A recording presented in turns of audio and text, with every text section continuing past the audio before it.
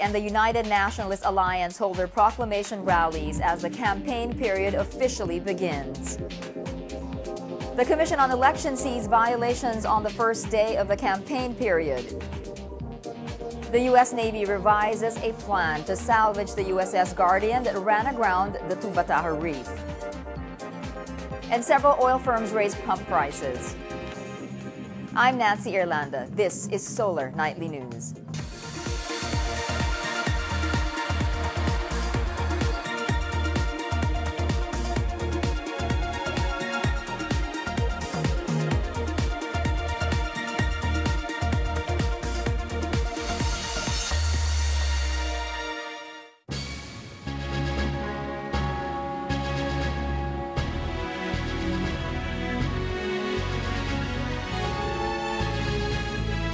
Good evening. President Aquino leads the proclamation rally of the Liberal Party-led coalition at the historic Plaza Miranda. Ina Andolong has more.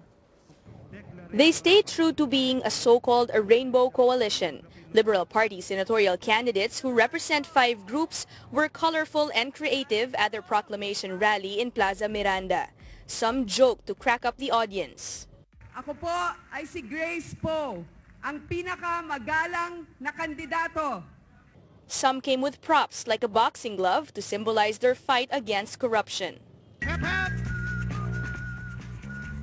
And the more experienced ones use their popularity to cheer for the others. Gusto kong papag-usapan po ang aking mga kasamahan na kandidato na tutulong po sa atin sa Senado. Kailangan ko po ng kasamahan. All 12 ruling coalition candidates gave short speeches to primarily present their achievements and give the public an idea of what their advocacies are. But among everyone at the rally attended by an estimated 8,000 people, it was the president who gave the clearest answer to why they believe all their candidates should make it to the Magic 12. He said ongoing reforms will only continue if his bets are elected. Hindi ko po ito kayang gawing nag-iisa. Kung nais natin magtuloy-tuloy ang pagbuhos ng mabubuting pangyayari sa ating bansa, kung gusto nating magpamana ng makabuluhang kinabukasan sa ating mga kabataan, kung gusto nating dumami pa ang mga positibong bunga ng ating tuwidadaan, kailangan dalhin natin ang buong Team Pinoy sa Senado. President Aquino also made sure to take a swipe at their opponents, some of whom he says are allies of his predecessor. May ilan sa kanila nagsasabing nilalabanan namin ang katiwalian. Matanong ko lang po, kung ganoon, bakit ninyo kakampi ngayon ang mga tagapagtanggol at nakinabang sa nakaraang administrasyon? Ano po ba talaga ang pinaninindigan nyo? Today is just the beginning for Team Pinoy, at least for the 90-day campaign period. The candidates will go around the country in smaller groups, starting with Batangas. They are expected to only be complete in sorties that will be attended by the president. The 1971 Plaza Miranda bombing, which targeted an LP campaign rally here, gives this venue a special significance to the party.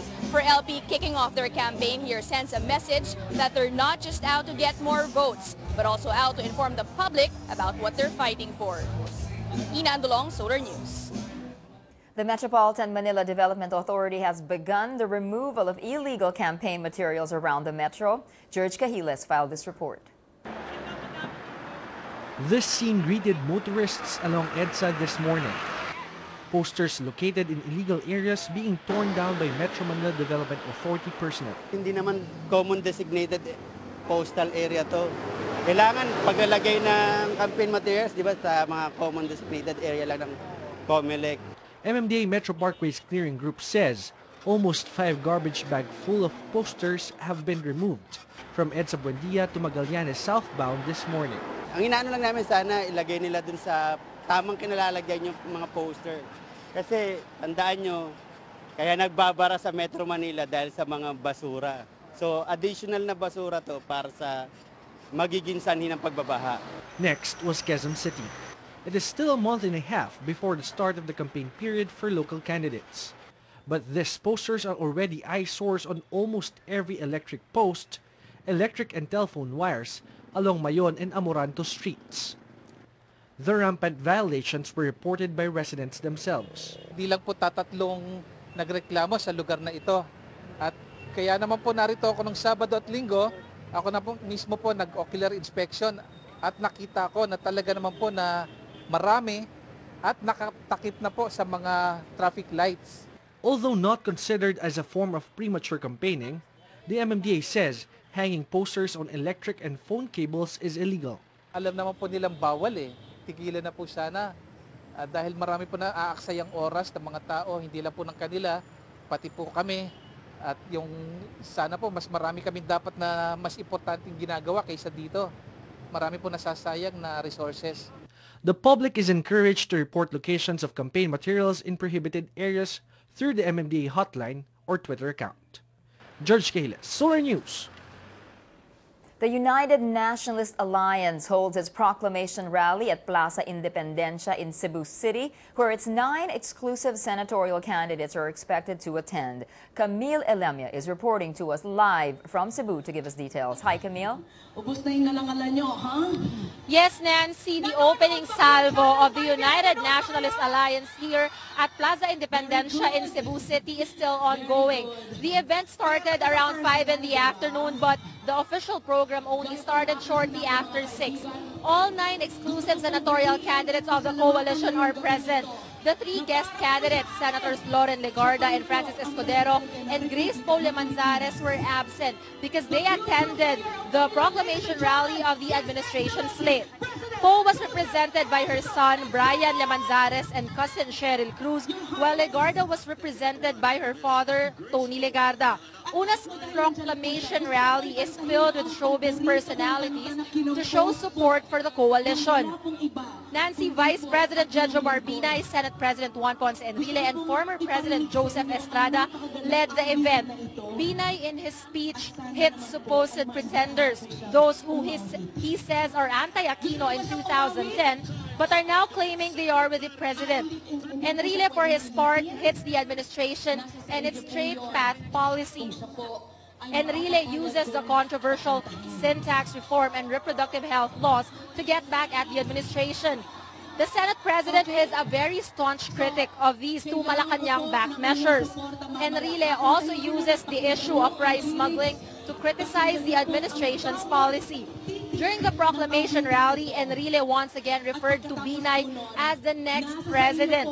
This is not the first time, as during their previous campaign sorties before the official campaign period, Enrile has been doing that already. Suspended Governor Gwen Garcia says Cebu will deliver the votes for Una, citing the experience in 2007 when Cebu made Team Unity win the province when it lost nationally. Nancy, Cebu is the most vote-rich province in the Philippines. Statistics from the Commission on Elections show that in 2010, Cebu had almost 2.5 million voters and a very high voter turnout. And that is why there's no wonder why many national candidates want to get the Cebuano vote. Nancy, right now, the proclamation rally is still ongoing and many showbiz personalities are still entertaining Una supporters. Nancy? All right, thank you, Camille. That's Camille Elemia reporting live from Cebu. Well, the Commission on Elections sees violations of campaign rules on the first day of the campaign period. The poll body, however, says it will be lenient in areas where proclamation rallies are being held, but with some conditions. Patricia Onciaco reports.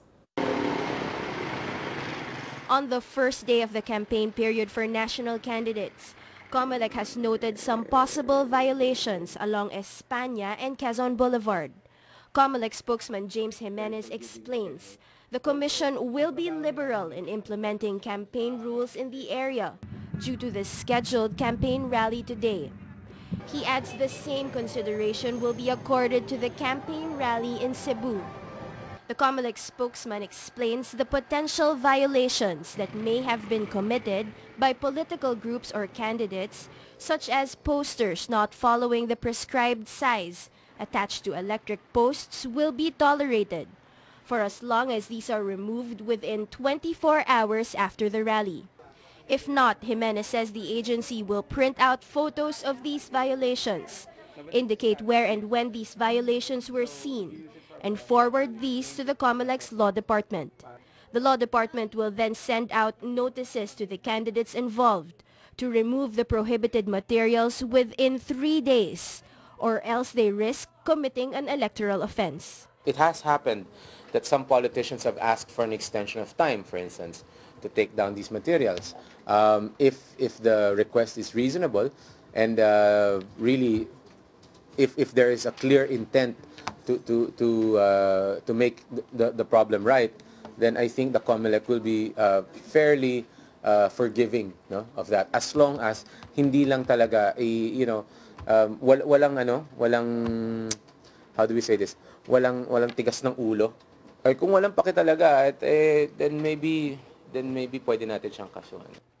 Jimenez reminds the public not to take down any prohibited campaign materials. To avoid confrontation with those who put up the prohibited materials, Jimenez advises the public to take a photo and report it directly to the COMELEC via its social media sites. The COMELEC spokesman says the candidate has the responsibility of removing all illegal campaign materials. For citizens, the best thing for you to do is to report the violations to us, and we will take care of it for you. Again, we're very careful about tearing down personal property or private property, and we're very careful about exposing the public to possible repercussions from the people who put it up. Kung poster na kinabit sa bahay mo at walang consent sa'yo, again, i-report nyo sa amin. Because if you take it down, how are we gonna go after them? The COMELEC spokesman says all campaign materials found outside the designated common poster areas may be considered campaign violations.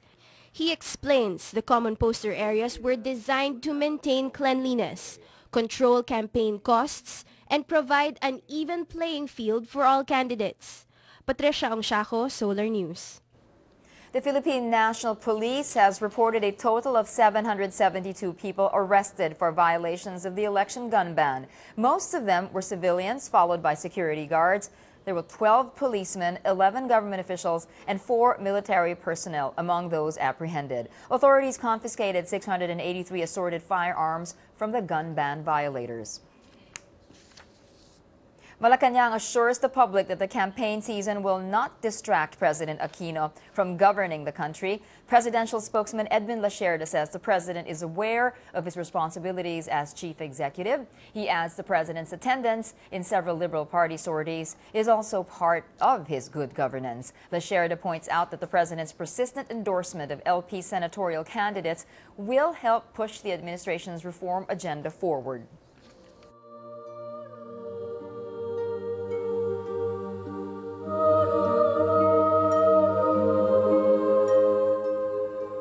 Filipino cardinals, archbishops, and bishops were saddened and shocked by Pope Benedict XVI's decision to retire at the close of this month. Still, they expressed their appreciation for the Holy Father's services. Patricia Ongsiaco is back with this report. Even the one and only Philippine cardinal named by Pope Benedict XVI was shocked by the Pope's resignation. In a statement, Luis Antonio Cardinal Tagle said he is saddened by the Pope's resignation, which he likened to a child saying goodbye to his father. Cardinal Tagle, see and courage. Church for the past 8 years. Among everything the Pope has done for the Catholic Church, the most memorable for Monsignor Lito Asis, the CBCP Secretary General, is the Holy Father's empowerment of the laity, tapping the youth as a treasure of the Church and the use of social media. Monsignor Asis says though Pope Benedict XVI was branded as a conservative when he was still a cardinal, he was able to continue all the programs started by the late Pope John Paul II. Actually, pinakita niyo what is really the real stand of the church. He made clear stands on the church, particularly in these modern days. He was able to preserve that. And I think this gives us a clear stand of what really the church teaches. By the end of February, Pope Benedict XVI will be known as the Pope Emeritus. As soon as the Pope steps down, the College of Cardinals have 15 days to enter a conclave. The Chamberlain of Cardinals will temporarily assume the duties and responsibilities of the Holy Father until a successor is chosen. Patricia Ongsiaco, Solar News.